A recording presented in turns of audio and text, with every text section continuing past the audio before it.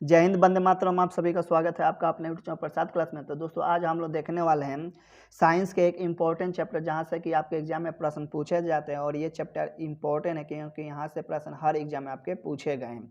तो उत्सर्जन जो चैप्टर है, इस चैप्टर से देखने वाले कौन कौन से प्रश्न आपके एग्जाम में बन सकते हैं और अभी तक कौन कौन से प्रश्न पूछे गए हैं। तो चलिए दोस्तों आज के सेशन को स्टार्ट करते हैं। सभी को गुड मॉर्निंग। Good morning. तो देखिए दोस्तों, पहला प्रश्न आपके लिए इंपॉर्टेंट और ये बन सकता है आपके एग्जाम में कि मानव शरीर में यूरिया का निर्माण किस अंग में होता है। तो ये यकृत में होता है और ये भी प्रश्न इंपॉर्टेंट है, कई बार एग्जाम में पूछा गया।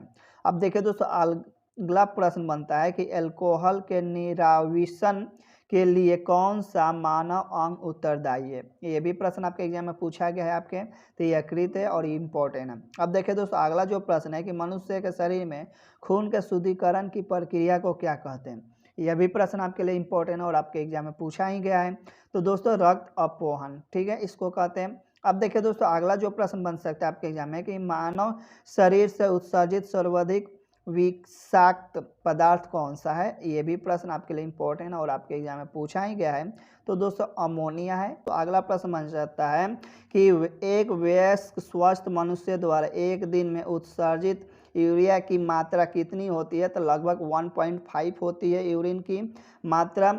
देखिए दोस्तों, अगला प्रश्न बन सकता है इस लेसन से आपके एग्जाम में कि विल्स रोग में कौन सा अंग प्रभावित होता है। विल्स रोग में कौन सा अंग प्रभावित होता है, ये प्रश्न आपके एग्जाम में पूछे जा सकते हैं और इम्पोर्टेंट प्रश्न है।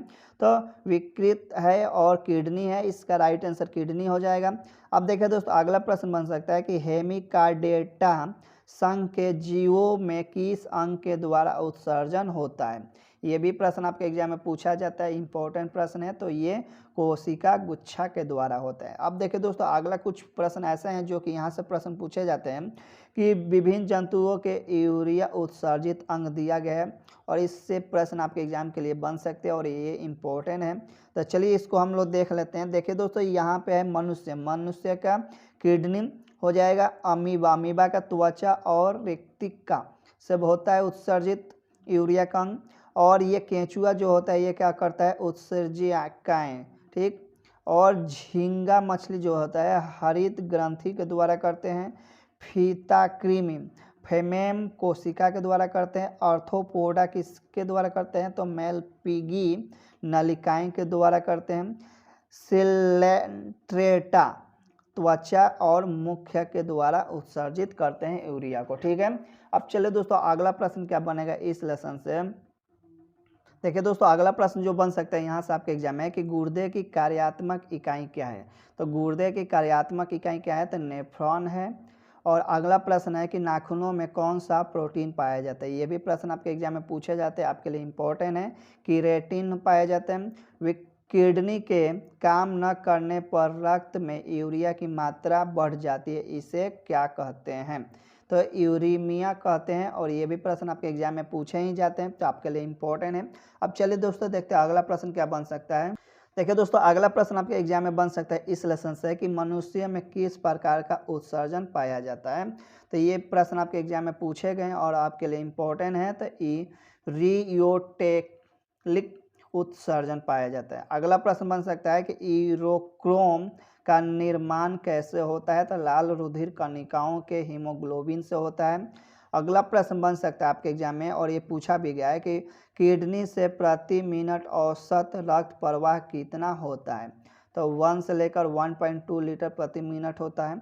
ये प्रश्न आपके लिए इंपॉर्टेंट और एग्जाम में पूछा भी गया। अब देखिए दोस्तों, अगला प्रश्न बन सकता है कि किडनी नलिकाओं के दूरस्थ कुंडलित भाग से मुख्यतः किसका पुनरावशोषण होता है। तो सोडियम क्लोराइड का होता है। ये भी आपके एग्जाम में पूछा गया प्रश्न है। अगला प्रश्न बन सकता है कि किडनी के चारों ओर पाए जाने वाले झिल्ली नुमा आवरण को क्या कहते हैं। तो पेरिटोनियम कहते हैं। ये भी प्रश्न आपके एग्जाम में पूछे जाते हैं। अब देखिए दोस्तों, अगला प्रश्न है कि वह बीमारी जिसमें मूत्र के साथ रक्त आता है, तो ये कौन सी बीमारी होती है। और ये भी प्रश्न आपके एग्जाम में पूछे जाते हैं। तो हीमोटूरिया। अब देखिए दोस्तों, अगला जो प्रश्न बन सकता है इस लेसन से कि शरीर में संपूर्ण रक्त किसके माध्यम से शुद्ध होता है। तो किडनी के माध्यम से शुद्ध होता है। ये तो प्रश्न आपको देखने को मिला भी होगा सेट में और ये आप जानते भी होंगे। देखिए दोस्तों, अगला प्रश्न बन सकता है कि जलीय प्राणियों में नाइट्रोजन विनिमय से उत्सर्जित होता है, तो क्या उत्सर्जित होते हैं? तो अमोनिया होता है। अगला प्रश्न आपके एग्जाम के लिए बन सकता है कि गठिया रोग का क्या कारण है? गठिया रोग का क्या कारण होता है? तो ये प्रश्न पूछा भी जा सकता है। तो रक्त में प्रवाहित यूरिक एसिड का सोडियम यूरेट के क्रिस्टलों के रूप में जोड़ों में एकत्रित होना, यही कारण है आपका। अगला प्रश्न बन सकता है कि आमाशय की दीवार का पेशीय संकुचन कहलाता है, ये भी प्रश्न आपके एग्जाम में पूछे जा सकते हैं। तो पेरिस्टॉलिस कहा जाता है और ये आपके लिए इंपॉर्टेंट है।